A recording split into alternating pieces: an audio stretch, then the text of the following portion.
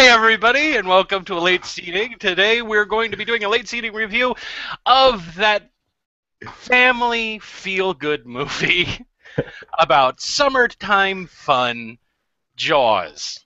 And I think it's perfect. Jaws takes place over 4th of July Day weekend. This is 4th of July Day weekend. And it's getting really close to its 40th goddamn anniversary. Yeah. Welcome to the show. If this is your first time here, a brief explanation. Steve and I love films, and we like reviewing films, and we decided to get together and just talk about films for about an hour with whoever shows up today. Don't worry, if you miss this show, it will be posted later on. And, oh, I can hear myself in my own headphones because I'm an idiot. So, Jaws, a quick rundown of the plot. There's a big shark, a great big motherfucking shark, that likes eating people off of a particular stretch of land off of a tiny island called Amity. The problem is that their sheriff is hydrophobic and kind of wants to protect the people there. But the Mayor Vaughn, and the business owners on Amity Island don't want people to know that there's a shark chewing up people because it will hurt their summer business. They do all of their business in the summertime, and now they've got a shark swimming in their biggest tourist attraction. Long story short, people get killed, and they hire the most salty sailor that exists in 1975 to go out and hunt the shark. Spoiler, the shark dies. And now we'll move on to Jaws, which is much better than that idiotic description that I just put down. Steve, your opinion on Jaws? You know, I think that one of the reasons why Steven Spielberg has gone on to have like the incredibly commercially successful career that he has had is because he directs this movie, and everything you just said about it in that sort of sarcastic plot summary is completely true, and he makes that movie work.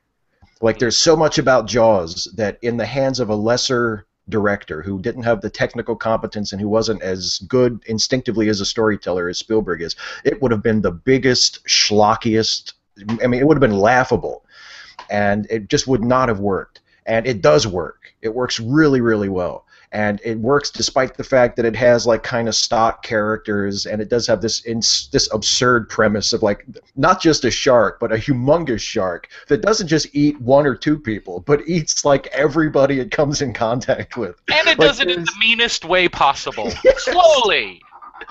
Yes, and it just, if you think about it just in those flat terms, you're like, there's no way this movie could possibly be anything other than like Mystery Science Theater fodder. But it works really well. It's a really effective movie.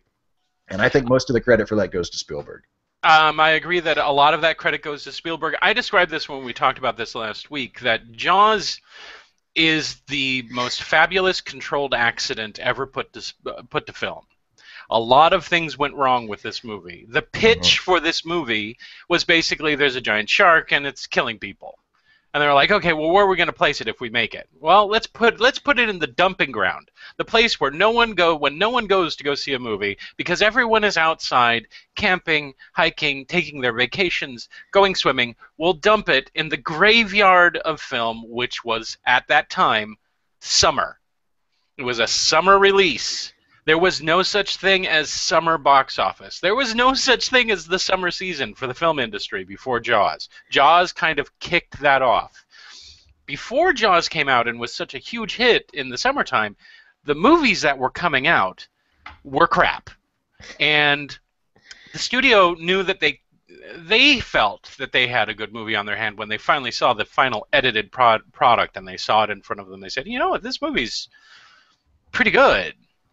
But it's still a movie about a giant shark eating people. How are we going to sell that? I mean, we're definitely not going to put it out during Oscar season. That's for sure. No one's going to take it seriously. So they kind of dumped it in summer, and it became the first real massive hit and kind of changed the way the studios looked at summer programming. But as far as the production of the movie goes, the film was notorious for the number of problems it had, the unfinished script that it had, the casting difficulties that they had. But through adversity, sometimes great art is created, and that is the end result. That is what Jaws is.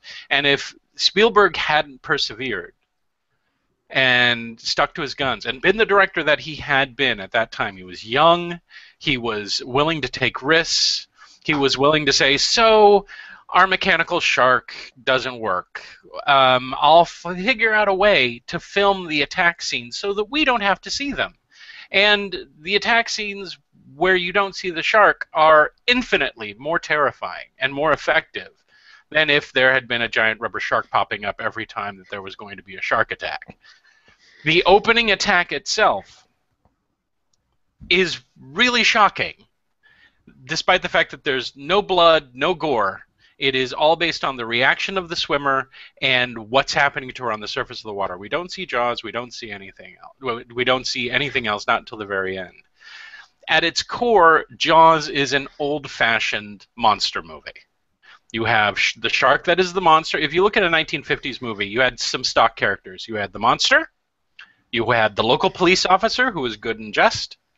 You had sometimes a crooked politician, sometimes somebody, usually named Blackie, who was put in some position of power, who is not necessarily evil, but he's definitely a hindrance. You had the smart scientist, and sometimes you had the crusty guy who had a lot more experience and knew what he was doing. All of those elements are in this film, but the characters are drawn broadly, they're given backstories, they're given motivations, and luckily they were all cast with very, very talented actors. This is my favorite Robert Shaw movie, probably hands down. And, well, you know what? It's also probably my favorite Richard Dreyfuss movie. As well, which is too bad because it's really early in his career. He has a lot more terrible films to make after this. And not only that, but it's also my favorite Steven Spielberg movie, and it is one of my favorite films of all time. It is. I thought for sure, rewatching this yesterday, that I was going to fall asleep. I have seen this movie too many times. I wore out 2 VHS tapes in my earlier days before I got it on DVD Blu-ray. And I've seen it so many times, and a tendency if you've seen something a lot of times and you're a little tired, you're going to fall asleep. This is still a movie that I will stay awake for. I know all the dialogue. I know all the scenes. I know everything that's going to happen, but I still watch it to the very end. And I mean the very end, even past the credits, just to make sure that this time, like all the other times, that Brody and Hooper make it to the fucking shoreline. Which, when I first saw this as a little kid, I was like, they could get attacked by the shark monster's mom, because they're swimming around in blood, and they could be easily attacked. The movie might not be over. They get to so I'll watch it all the way to the very end. And this, as everyone I'm sure knows by this point, aside from its fiscal impact on the industry and the way it kind of helped change things as far as the way movies are produced and released, it's also a heavily influential film as far as as influencing other films down the line. Now, there were a lot after Jaws. There were a lot of animals gone amok movies. I think there was bees. I don't know if it was bees. It was like Buzz. It was like killer bees. I don't know, a giant beaver. There were just like tons and tons. That was Food of the Gods. And it was giant rabbits. I don't know if Night of the Lepus came out after this or before that. That's Giant Rabbits with DeForest Kelley. But all the way up to, like, let's say Lake Placid, the Piranha remake that came out a few years ago that knew that it was a parody when it was being remade, and actually has the Hooper character in that being killed at the very beginning. Yeah. Jaws is a heavily influential film, and not just because of its impact fiscally, but because of its artistic impact. If you want to know how to engage an audience by not really having the greatest special effects in the world, but instead using your camera in an effective way, watch Jaws. If you want to have characters that the audience will completely engage in, and you don't have to pander to a teen crowd or any crowd at all, watch Jaws. I mean, I was looking at it this way: if you made Jaws now, Sheriff Brody would be a minor character, not your main character. He would be the side character off to the side going, I don't know you kids. There's a shark out there. And I don't think you should be going in the water. And the focus would probably be his kid, who would be a teenager, and his girlfriend. And Quint would be in league with Quint would be the guy who's actually attracting the shark because he hates the summer tourists, and he'd be a bad guy, and Cooper probably wouldn't be in it because, God forbid, we have science contact or any kind of scientist at all in the movies, and there would be lots of CGI shark foo, and it wouldn't be the same film. But you can use Jaws as a way to look at it and say, okay, this is ostensibly a movie about a giant shark eating people, but it's completely engaging, the characters are interesting, the dialogue is crisp and funny. It moves along. Some people, I've read a couple of reviews that said it's a little slow. It's not slow. It's slow if your mind tends to wander after a couple of seconds of being on the same shot. There is no wasted space in this film. If you think that there is a lot of wasted space in the film, then maybe it's not really a film for you. Maybe you need something where something explodes or someone yells or there's a gunshot going off every second.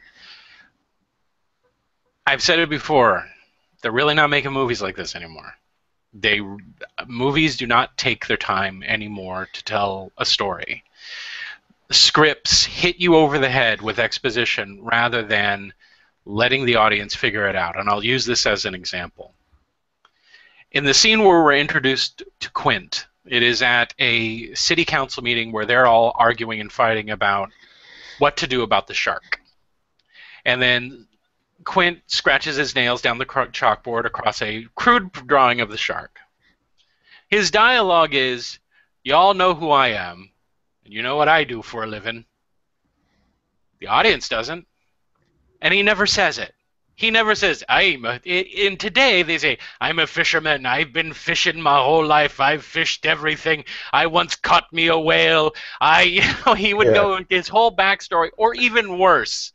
Brody would go, who's that guy? And then someone else would tell us who he was. Instead, they trust the audience enough to know, oh, that guy's a fucking badass, and all these people are a little afraid of him because of what he does. Now, in truth, he's a charter fisherman, and we get a little bit more of his backstory, but it's not rammed down our throat in obvious expository dialogue. We're allowed to discover who these people are.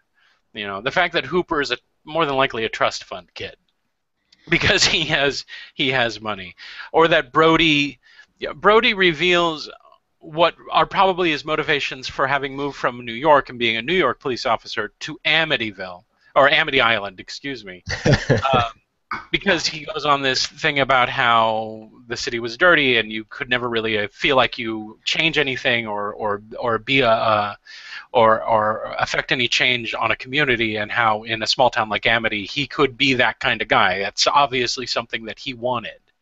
That he wanted to be able to make a difference, is what he says in the script. So when I watch Jaws, I also look at it as a kind of a primer to say, if you really want to know what makes a movie work, pay attention to how this movie is written. Don't just watch it thinking, oh, I'm going to watch a bunch of people get chewed up, because that shit's fun too. Don't get me wrong. I enjoy watching the Kittner kid simultaneously drown and get torn apart at the same time. But as much as the next guy. But it's the way it's been shot and the way it's been set up and the way that death has after effects that makes the movie great. Steve, anything else you want to add? Yeah, well, it may be the best example, at least from Hollywood, of the power of film and of the power of really skillful, competent filmmaking to elevate source material. Yeah. Because this is a monster movie. This is a giant monster movie. But because Spielberg was young and audacious, and because he was familiar with Alfred Hitchcock and with the elements of suspense, and he knew how to build to a payoff. That's something we've talked about a couple of times in these reviews we've done so far. We talked about it with Godzilla, how it's so important, and it's sort of a lost art among big commercial filmmakers nowadays, to build to a payoff. Don't Yeah. just show the shark right away. Let us and the thing, it works so well with Jaws because there's a perfect explanation for why we don't see the shark, because we see the attacks. If we see the attacks underwater, we see them from shark's point of view. If we Hmm. see the attacks above the water, well, the shark, it doesn't come above the water, he's under the water. So there's a perfect explanation for why we don't see him. It doesn't feel forced, and he uses that to build suspense. So when we finally do see the shark, and watching it the other day, I thought, the people always say, Spielberg is a genius because he made a shark attack movie where you never see the shark. That's not exactly true. In the last act, you see the shark all the time. The shark is constantly there, but you have to wait an hour and a half before you get to that point. And that's so. It's a payoff. It's not just, well, here's a shark and it's eating people. It's, you don't actually see the shark until you get to the end of the movie, until it has meaning in the story. You know. It also strikes me. It struck me. I've had this thought before, but just rewatching it this past week, the power of having a story that rests on a trio of heroes. Yeah. It's the formula. It's the classic Star Trek formula. You see it in the Dark Knight with Batman, Commissioner Gordon, and Harvey Dent. Hmm. There's something about when it's done well, and it's formulaic, and it's kind of a trope. But at the same time, the reason it's a trope is because when it's done well, it works really, really well. Having the trio of heroes that are all sort of different types, but they relate to each other. They fill in each other's gaps. So you have Brody, who's sort of the everyman type guy. Hmm. You have Hooper, who is the man of science, and then you have Quint, who is the man of emotion and experience and instinct. He knows how to get the shark because he's been doing this for 30 years or whatever, and he Thinks he knows how to get the shark. yeah, exactly. He has like an innate, instinctive understanding of it. So you have these three types, and we see them not only approach the problem in different ways with different things to worry about and different techniques, but they also come to appreciate each other and come to become friends and allies. There's all that. When people say like that the movie is too long or that it drags in places, I have to think maybe some of what they're talking about is when they're on the boat in the last act, and there are those quiet spaces before the final big shark attack where they're below decks, and there's that famous scene where they're comparing scars. Yeah. And then there's If Quint's. there's anyone who thinks that the comparing scars scene is draggy, or Oh, the mirror scene with his son after he gets slapped by the Kittner, by Mrs. Kittner, um, I'm sorry. There's a whole lot of movies that you're not going to like that have lots of draggy scenes that have emotional impact. Sorry about that. all this characterization shit. What is with that? And then that same part of the film with the scars comparison scene is either the scar scene or Quint's monologue about the Indianapolis. Those are probably the two most, among people who talk about Jaws and who really appreciate. Those are the two maybe most appreciated scenes as far as like the character scenes. Hmm. And Quint's monologue, where he relates his experience on being on the U.S. Indianapolis and delivering the atomic bomb to Japan, and then being sunk and surrounded by sharks on the way back. Having the worst Shark Week ever. Yeah, I mean, I've heard it described. pretty much. And that monologue itself is sort of the subject. There's like a lore surrounding that, where for a long time it was, well, maybe Robert Shaw wrote it himself, or who actually wrote the monologue, and it's kind of like the Blade Runner, the Roy Batty, Rutger Hauer monologue, the Tears in the Rain thing, where there's a lot of people still to this day will say like, oh, he improv that, he sort of made that up on the spot. It's not really That's true. not really. Shaw had a lot to do with it. Yeah, Shaw. I think had a lot to do with it. yeah, I think the story Spielberg tells is that it was the concept of the Indianapolis being a part of Quint's backstory was brought up by one of the original screenwriters, and then John Milius, I think, actually wrote a really, really long version of it. Yeah. Then Robert Shaw himself actually edited it and chopped it down to a more usable length. So I mean, it is a really interesting story, but it's such a famous monologue, and it gives you so much insight into Quint's character, just in time too. Yeah. That it has like sort of its own folklore surrounding it. So there's a lot about Jaws. Yeah, go ahead. Well, the thing that I hear a lot of people compare the third act of Jaws to Moby Dick, and disagree with that. The only similarity between Moby Dick and the third act of Jaws is that they're both set on water and there's a big thing swimming around a boat. The motivations in Moby Dick, they make very clear that Ahab is out for revenge. He is out for what he believes is his due. He has been hurt and scarred, and he is overlooking everyone and everything in order to set to right what he felt was a grievous wrong done to him. Jaws, the Quint character, who everyone wants to compare to Ahab, is completely different. When we see Quint who is very confident in his knowledge of the sea, the knowledge of the animals in the sea, and what we see is him being challenged by this shark that does nothing that he expects the shark to do. They're in the process of trying to catch him. They harpoon him and attach barrels to the harpoons. This would prevent a normal shark from being able to go under the water because the barrels are buoyant. It also helped the filmmakers have something that would go around the water with these yellow barrels instead of actually having to have the shark. So it was another go around. But for Quint, putting a barrel in a shark, basically that's it. They'll have to chase it a bit, but it'll get tired. It won't be able to submerge, and they'll be able to kill it quickly. They put 3 barrels in him, and it still goes under the water. And you can see in Shaw's performance that his entire world is slowly being destroyed until finally what he does is he basically destroys the engine of the boat, trying to lure the shark into the shallows in order for him to kill it. It's not revenge for Quint. He needs, by the end of the film, he's driven by a need to set his world right. And the world that's right to him is his ability to be able to kill this shark.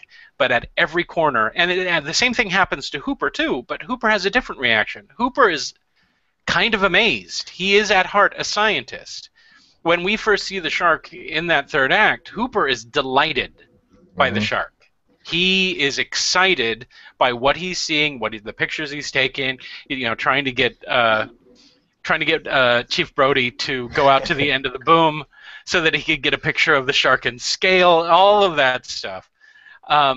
So for him, even he has to be challenged to a point in which they will go to desperate means in order to kill the shark, because even he realizes that nothing is happening according to scientifically as far as he's concerned. So his worldview has been challenged. Brody is the one that's getting off scot-free and is able to look at the situation the way it's supposed to when he says, we need a bigger boat. He is the one that is thinking the clearest out of all of them at that point. Let's talk about the act structure in the movie, because they're very different, and they're very clearly, this movie is set into 3 different acts that have a different feel for each act. And the opening act, to me, really does kind of start off like a thriller, kind of like not necessarily a whodunit, but if you walked into Jaws not knowing that it was a giant shark, you'd have no idea what in the hell it was that killed Chrissy at the beginning of the movie, the nude bather at the very beginning. And it's kind of like an investigation, a little bit of a CSI kind of feel to it, where we are slowly introduced to the town, we're slowly introduced to its people, the Brody family, what kind of town it is, Mayor Vaughn, and then the second half of the film is the apocalypse for this town, basically. The second act is when the entire town dumbly decides to open its beaches for the 4th of July Day weekend and regret it, with a whopping 1 death. It was 1. It was poor Ted out on his little dinghy. Yeah. And with his popped out eyeball. Yeah, no, that's Ben That's Gardner. the guy under the water. Ben Gardner, yeah. The sequence that was actually thought up later and filmed in someone's swimming pool.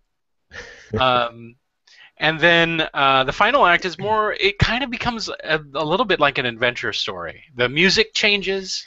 They have the chase music. It kind of changes.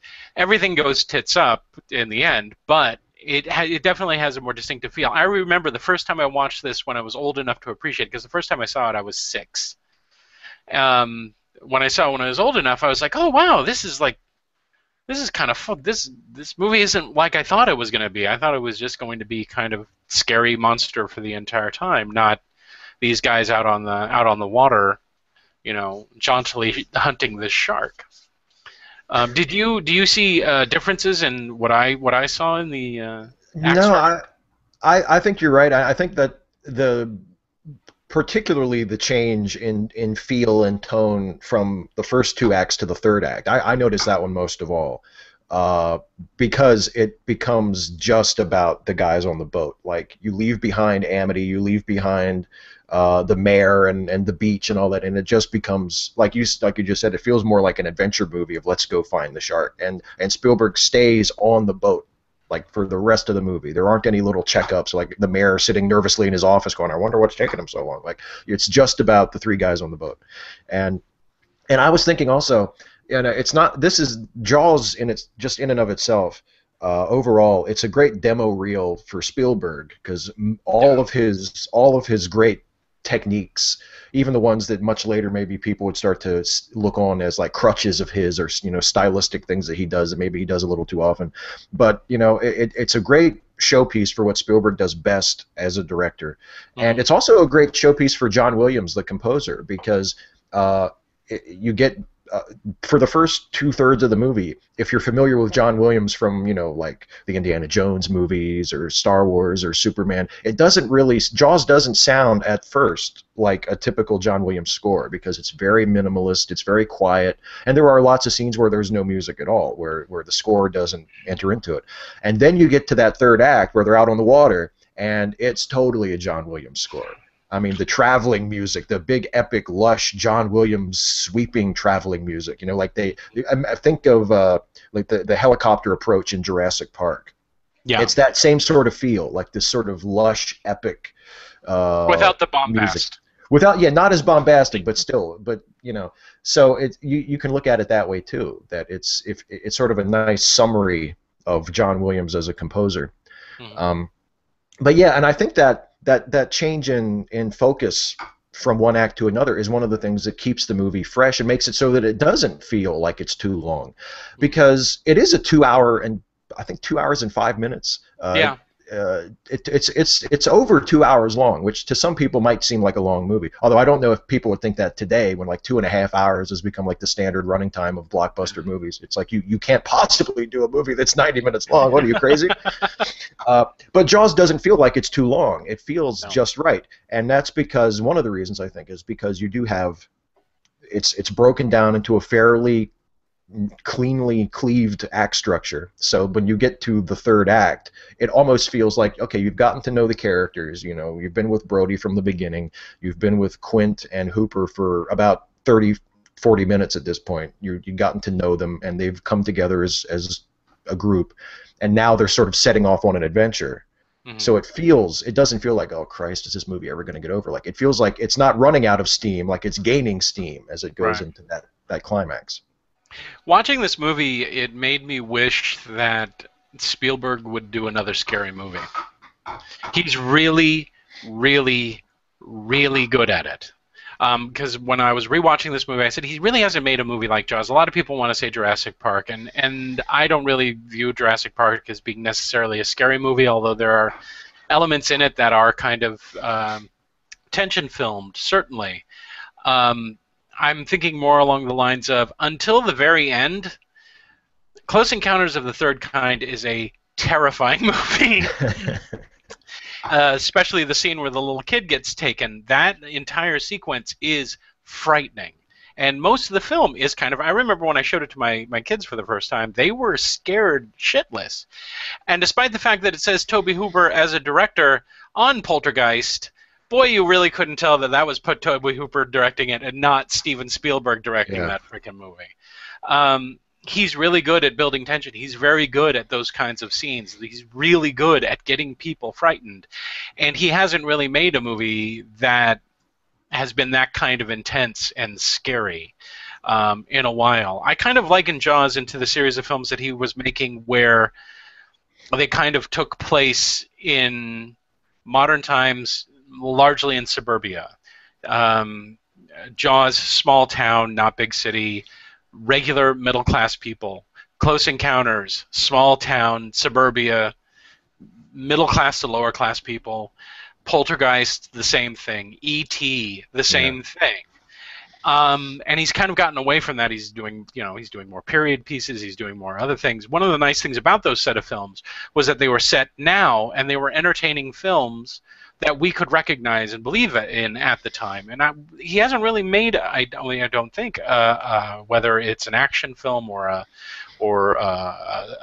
thriller or a horror movie or anything like that that's set in the modern time. That And I think that that's a drawback because I really felt that that was kind of where his wheelhouse was. That's what he was really, really good at. I'm not saying that his other movies are terrible. I'm just saying that that set of films early in his career kind of set him apart from a lot of other people because no one really thought, well, why are you making it in suburbia? No, people live there. Why would they want to see a movie set there? And he's the first director that I could think of that actually did anything in like the planned communities, Poltergeist and E.T. specifically, where you had these kind of cookie-cutter houses next to each other and not a whole lot of plants set off in the hills next to some big unnamed city. Jaws is, as near as I can tell, one of his more naturalistic films, if you could call it that. There is obvious dialogue, but the dialogue feels more. He casts a lot of non-actors in roles, so they feel more natural in the parts. A line that I quoted to Steve when I told him that the thing was up was, "That's one bad hat, Harry." Yeah. Harry is not an actor. The old man with the useless bathing cap on was not an actor. The guys who catch the tiger shark midway through the film did not strike me as actors either, nor the guys who were going out fishing really struck me as actors. It was kind of more prevalent in the 1970s to have non-actors in roles because it gave it a more realistic feel. There were a lot of directors who were kind of going for that kind of more gritty, realistic feel, but it does really lend to your being able to invest into this movie if people don't look like they came out of central casting. And there's a lot of that. All the townspeople, there's no drop-dead gorgeous people in major roles or even slightly minor roles in this film. His deputy is a dork, not some hunky guy. The city council all look like they should, which are nondescript, kind of chubby, Yeah. middle-income bureaucrats that you would expect to see in a small town. The guy who's complaining to Sheriff Brody about the kids karate chopping his fence. That guy was not an actor. I don't know where they came up with that dialogue. I doubt it was in the script. More than likely they said, "Hey, you want to be in the movie? We're filming in your hometown." You go up to him and complain to that guy about the kids karate chopping your fence, and so you just, you go up and you do it. And also and this movie also has kid actors, and guess what? They act like kids, and I don't hate them. Yeah, I right. really don't hate the kids. I know that I think they technically were actors and they were cast, but they don't act all the time. Yeah, they weren't precocious little problem solvers, like which I like. Unfortunately, like a lot of kids in later Spielberg movies kind of turn out to be. Yeah, this brilliant kid. Good thing that kid was there, or we all would have died. I would love for there to be more movies where there weren't brilliant kids or kids with asthma. I'm getting tired of kids with asthma where they overcome some problem and then they don't need the inhaler anymore and they just throw it away. Like in Goonies, that's my favorite. Apparently asthma is psychosomatic. That's right. I always wanted the end of Goonies is when what's-his-name throws his inhaler away, that he turns around and then has an asthma attack right there in front of everybody. And the cut to black. Everybody turns around in shock. Like, oh my God! Cut to black. Why did you throw away your inhaler? You brought up something just now that I think is interesting too. Is that even though Jaws is very much maybe the first modern Hollywood blockbuster. It had a huge wide release. It was a summer release. It was marketed like crazy. The movie itself was pitched as the event, not the cast. Yeah. I think someone commented. I think when I mentioned I was going to do this on my You Had to Ask video this week, someone said, and I said I referred to Jaws as like the first modern blockbuster, and someone said, well, what about like Airport or The Towering Inferno? And that's true, but those weren't really summer movies. They were pushed for having all-star casts. It was a different animal. Yeah. Uh, but despite its status as sort of a watershed blockbuster, Jaws is also very much a product of 1970s American cinema, and Yeah. you can definitely see that in what you were just talking about with, the more naturalistic acting choices, with the non-professional actors cast in background roles. Uh, and the 70s was really the last time, maybe the first and last time, It that was a major, great time for film. yeah, that Really was. Hollywood really cared about making good movies, like artistically good. Like there was a conscious effort among the major studios to make culturally relevant, artistically impressive films. They were And more willing to take a chance on something yeah, that, I mean, they wouldn't have made Jaws if the studio system hadn't been more open to the idea of, well, we'll make it and hopefully it'll make its money back. You right. know, it was pitched and they said, oh, well, the book was popular. We'll take this new guy and we'll put him on it. And I don't think the studio was thinking we're going to make a ton of money on this movie. I think a lot of movies that we love from the 70s, Dog Day Afternoon or any of the Scorsese films or, The Godfather, which Hmm. did come from a fairly popular book. All of those movies, if pitched today, may not would probably not get made. Yeah, And that's how much the industry has changed from that time to this. There was more experimentation going on in the 70s. There were a whole new set of toys for directors to play with because now you could do nudity and blood and language and there was a shit ton of stuff that you could include as content in your movies in the 70s. So everyone tried everything. And Jaws is a product of it. I think it's kind of ironic that people point to Jaws and say that's the beginning of the end for the I way mean, movies work. Yeah. because it unfortunately, even though Jaws itself is a good example of those priorities in the 70s. The lesson that was taken by Hollywood was, oh my God, look how much money we made. Hmm. And it became, instead of continuing that tradition in the 70s of making, of trying to make good movies, it Hmm. became, oh, who cares if it's good? We can market the shit out of it and release it to 1,000 theaters at once, and we'll make a mint. Hmm. You know? Yeah. And it was cheaper to go to the movies back then than as compared to now.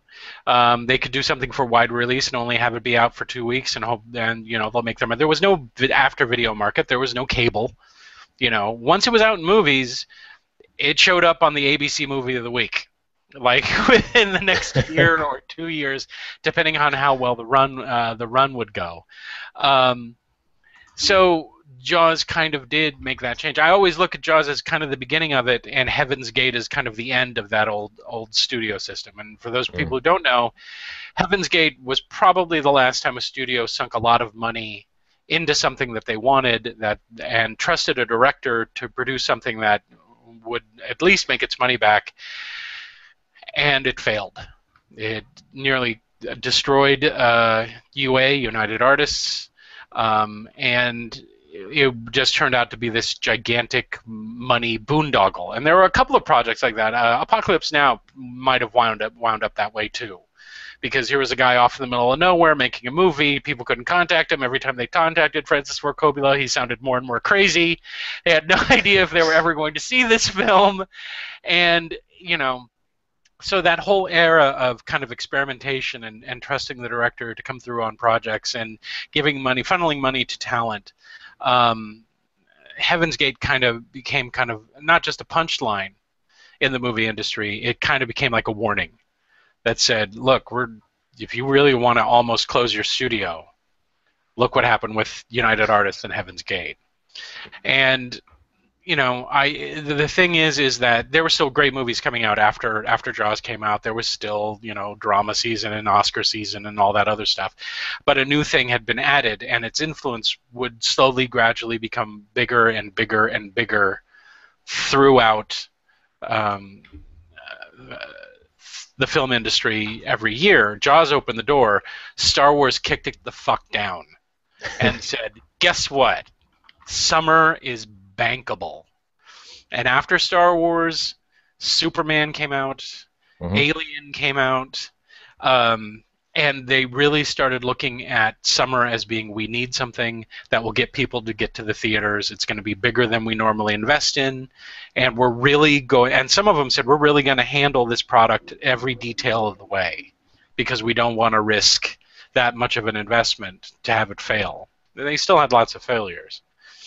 But overall, my final opinion on Jaws. What did you think I was going to say?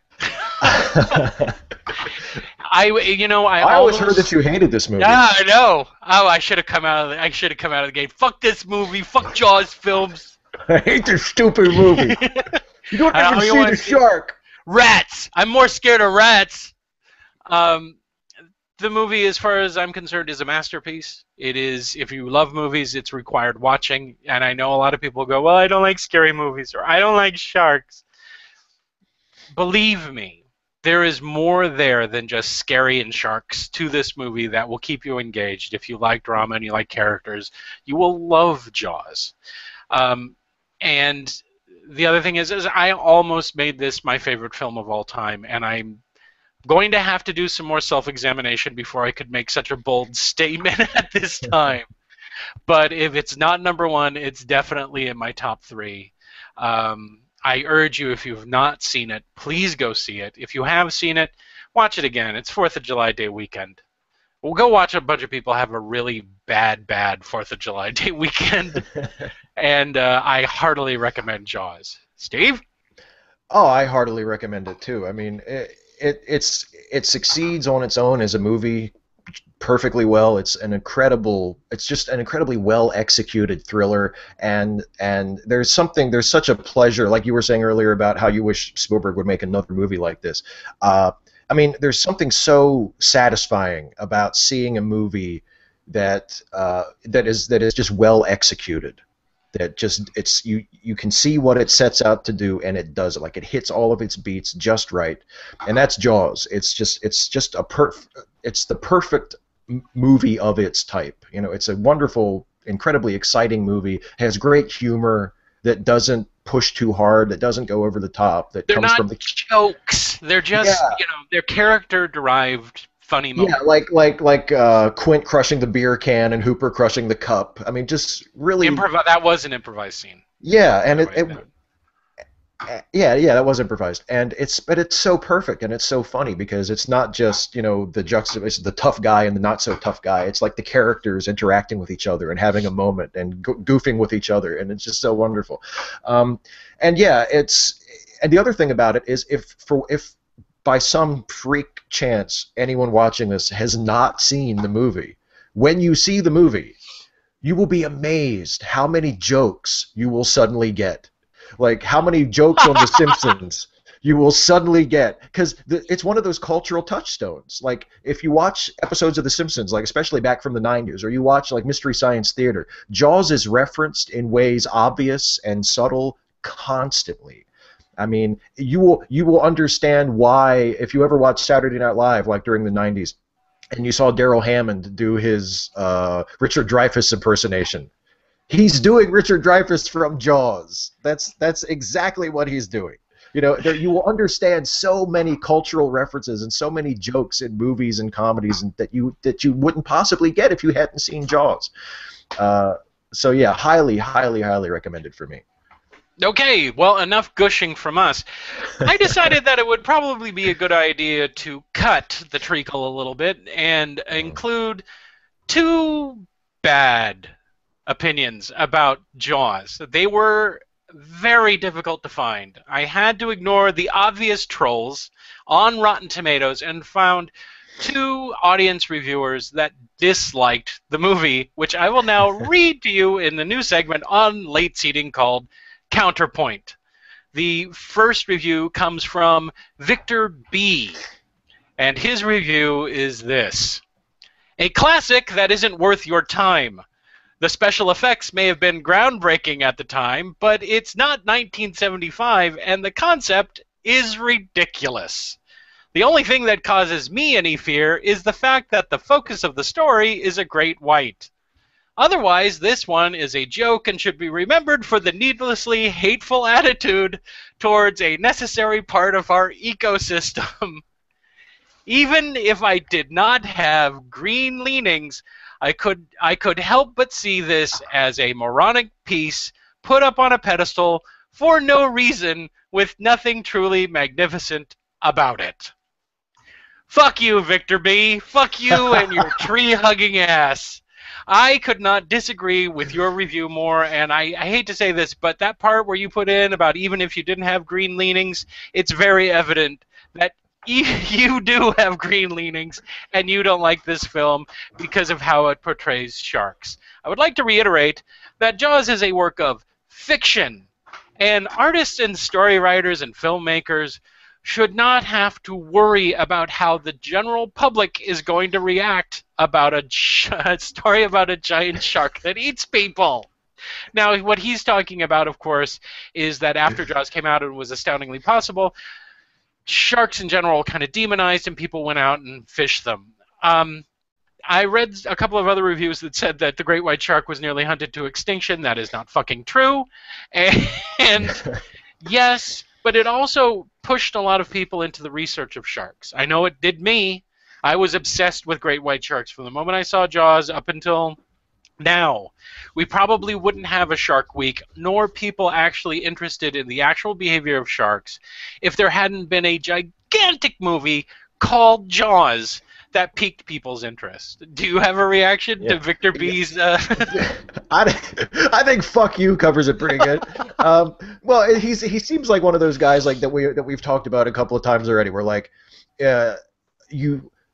someone who fancies themselves as like a movie person, but isn't really a movie person because it's all subjective. It's all a matter of opinion. If you think that Jaws is a shitty movie, that's completely fine, right? But if you watch a movie like Jaws that is such a watershed movie in so many ways, and you can't even appreciate how and why it has been influential, like that to me clues me in that you're kind of a poser when it comes to the movie person thing. Like, you don't have to like everything that's considered a classic. You know, if you're a literature person, you don't have to think. You can read Moby Dick and think it's not my favorite novel. That's perfectly legitimate. No. But you can't say, Moby Dick. Fuck, why would anybody read this piece of shit? You know? Why is this the greatest American novel? Yeah, you should at least be able to acknowledge why it was influential and why other people consider it important. I mean, to review Jaws and be like, it's a classic for no reason and nobody should even watch. Well, shut the fuck up. Go watch Transformers for the 4th time, you fucking idiot. Well, he probably has problems with that too. That's true. It demonizes giant robots. Yeah. Okay, the other one is from Ben H. Thankfully, it's much shorter, and he's far more succinct. Ben H. writes, "Horrible movie!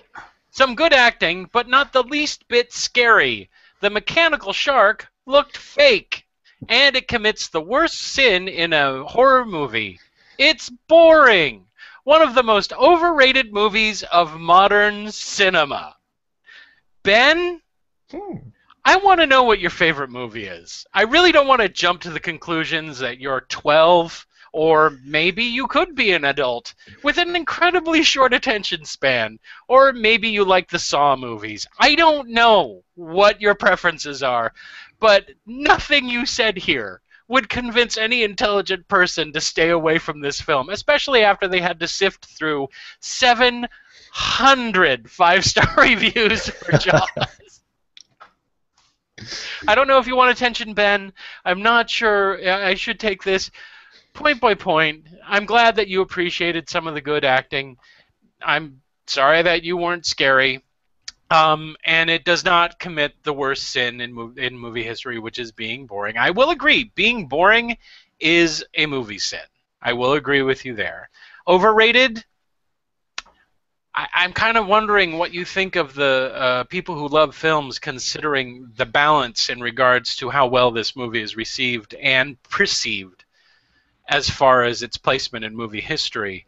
You just must be at odds with everything, Ben. I'm very sorry that you are such a loner. Steve, anything for our friend Ben A? The other people in Ben's junior high class probably fancy him quite a contrarian when it comes to film scholarship. Um, Nothing beats The Matrix. That movie speaks to oh me. God, I'm sure. Oh, that would be so perfect, wouldn't it? If he was We like the sh- biggest Matrix fanboy in the world. we should do The Matrix. Oh, I would love to do the Matrix. Well, let's do that. Hey, you know what? We got another show coming up in 2 weeks, and we haven't settled on anything, and That's people have been true. waiting for us to really hate something. And lots of people love the Matrix, so I know they do. I know um, it's a modern classic. it is. It is. You might even say that it's the Jaws of modern, whatever kind of movie the Matrix is. To which I would retort, "Fuck you and the horse you rode in on." Oh yeah. All right, so enough of that crap. It's now time for our recommendations, movies that we would like people to see. Sometimes they're classic movies, sometimes they're stuff that are out and released now, sometimes they're things that you've never heard of, sometimes they're things that you have heard of. I'm going to recommend something that I just watched last night. That I rented. I wanted to see it when it was out in the theaters. It is one of those movies that I'm actually surprised that at this time, considering what the film industry is like, was made and actually put into wide release. It is by a director who I'm a fan of, and that is Wes Anderson's The Budapest Hotel, The Grand Budapest Hotel. This, if you're going to try to go see a realistic movie with realistic characters delivering realistic dialogue and anything gritty, boy, you are looking at the wrong movie. This is a confectioner's candy treat of a film for people who like the visual aspect of filmmaking, and I loved it. I loved the Grand Budapest Hotel. He does an odd thing with the frame of the film because it's told. The conceit of the movie is it's a story within a story being told about a story within a story. Um, it's actually a book being read by a girl next to the grave of the author, which then switches to the author giving a monologue in 1985. And when they make these transitions, it goes from standard widescreen to letterboxed to I don't want to say pan and scan, but to another frame rate. And then we're going all the way back to the story as it takes place in 1928, 38, it literally goes to the standard square screen size of the film. The film is visually brilliant, very well designed. Wes Anderson learned a lot from his previous films, from Fantastic Mr. Fox, especially, of how he can use practical special effects to create fantasy worlds and then populate them with real people. He does a lot of stuff visually that is humorous and entertaining. And will the movie stick with you for a long time? Probably not. But it's very well cast. This is my favorite Ralph Fiennes performance in a long time. The characters are unique. We haven't really seen them before. And it's kind of like, I would liken it to this. It's kind of like a Willy Wonka and the Chocolate Factory, but for adults. It has that kind of fantasy element. It's a fantasy story for grown-ups. I highly recommend it. Please go out and see it, and if you wind up not liking it, then maybe that kind of thing isn't necessarily your cup of tea, but I like movies that are going against the typical grain of what's going on in Hollywood right now, and this movie does not sound, act, or feel like anything that anyone is making right now, especially anything that's getting a release into theaters. So that's my recommendation, The Grand Budapest Hotel. Steve. I haven't seen that yet. I really want to see that. I might try to make time to watch that this week. My recommendation is it's also a recent movie. It's a movie that actually just came out, I think, just this past week. But it's available. It's in theaters in select cities, but it's also available to watch on demand right now. It was a simultaneous release, and it is the documentary about Roger Ebert called Life Itself. Ooh, I never even. That's awesome. I didn't know there Yeah. was one. Yeah, it's directed by Steve James, who's also the director of Hoop Dreams, one of my very favorite documentaries, and also one of Ebert's favorite documentaries. I remember reading Ebert's review of Hoop Dreams way back in like 1994, I think, when it came out, and really wanting to see that movie. And then I did see it, and I thought it was great. And but anyway, for a lot of people, including myself, Roger Ebert was a very important voice in our love of movies, a very important influence. He was a newspaper film critic for 40 years. And of course, he was also on TV for 25 or 30 years as one half of Siskel and Ebert. And that's where I first encountered him. The influence of seeing two smart film critics talk about movies in an articulate way every week, the influence on me of that can't possibly be overestimated. The Siskel and Ebert was such an important part of my development as a movie lover, of giving me ways of thinking about and talking about films, and making me want to go out and see lots of different movies. It was a huge influence on me. And this film by Steve James called Life Itself is I mean, it is kind of a Valentine to Ebert. It's not like a critical, objective, journalistic examination of the man's life. It's a very warm, very celebratory film. But that's what I liked about it, because I'm totally an Ebert guy. Like, I read his writing right up until his death. His blog was incredible. His reviews, even if you disagreed with him, he wrote some of the most wonderfully written film reviews that you'll ever read. And this movie, there's a lot of interviews with people that knew him in his life. Martin Scorsese is in it, and Scorsese is also a producer on the movie. Werner Herzog, one of my very favorite directors and people in general, is in the movie. Errol Morris, another great director. And it talks about Ebert's life. It talks about his, getting his first job as a film critic, and then winning the Pulitzer Prize for commentary, which very rarely happens for film critics. Into the 80s with Siskel and Ebert, and then it also covers the final few years of his life when he was suffering from cancer and eventually just last year passed away as a result of that, and how he was able to write about his experience and to put words to that in such a beautiful way, and such a fearless way, and he became, in those last years of his life, not just a well-regarded film critic, but a voice for liberalism and for humanism and for treating the sick with dignity, and he was just an extraordinary guy. And it's a really, really good movie. So if you like Roger Ebert like I did, if you like movies, if you just love the movies and you want to hear the story of another guy who really loved the movies, because that's sort of the thread that runs through the whole thing, is that Roger Ebert just loved the movies, and that love of the movies shaped his entire life. So I would highly recommend this film for that, Life Itself. And it's available, it's playing in theaters in various places across the country, and it's also available to rent on Amazon Instant Video. So there you go. Cool. Well, I know what I'm doing tonight then.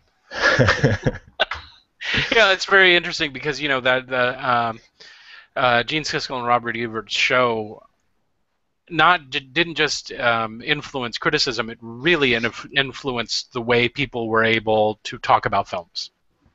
Just generally, just being able to have an exchange with someone else while you're talking about a film, it gave people, I think, permission to look at films as an art form more closely, and have it be that their opinions are valid and their opinions mean something, even if it's just a conversation across a dinner table. And of course, their influence on internet culture is deep and widespread. We wouldn't be doing this show if it wasn't for them. Certainly I had no interest in doing a lone person reviewing films. It's boring to me to just have me come up and go, here's another film I like. I just didn't want to do that. And Steve was someone who I felt was a filmophile just like I am. So no, that sounds awesome. Yeah, it's really good. You've squandered another perfectly sunny day where you could have been swimming out in the ocean watching a review of a movie that's nearly 40 years old. Thank you for doing so. Hopefully, within 2 weeks, or another 2 weeks from now, we will be tearing apart The Matrix. I kind of really want to do that. Let's do it. Let's do it. When style trumps substance, you get The Matrix. But thank you. Please leave comments down below in the comment section. I do read them, and I do appreciate everyone that writes in, makes suggestions, and adds comments, stuff you ask. I do take to heart, and I will make changes to the show. Steve is very adaptable, and he does what I tell him to do. Exactly. So we're very open to that sort of thing. We realize that a lot of you love movies too. So thank you, and go see a movie this week. Steve? Bye.